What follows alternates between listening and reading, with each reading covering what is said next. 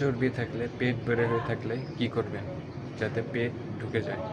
আপনার পেট বের হয়ে আছে, আপনার পেটে অনেক চর্বি, আপনি পুরুষ হন বা মহিলা, আপনার পেট যদি চর্বি বের হয়ে থাকে তাহলে এই পেট কমানোর বা পেট স্বাভাবিক করার একমাত্র যা মেশিন বা যন্ত্র তা হচ্ছে জাতা।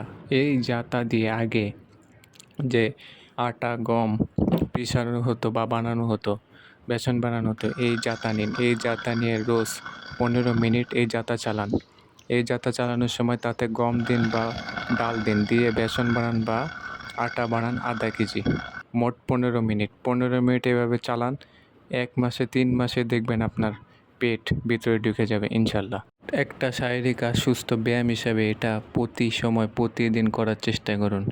ইনশাল্লাহ এতে আর কোনো সময় পেট বের হবে না, পেটের চর্বি হবে না, পেট ভালো থাকবে, সুস্থ থাকবে, আর পেটে কোনো রোগ হবে না, কারণ এতে পেট নড়াচড়া করে, পেটের ভিতর নাড়াচাড়া হয়।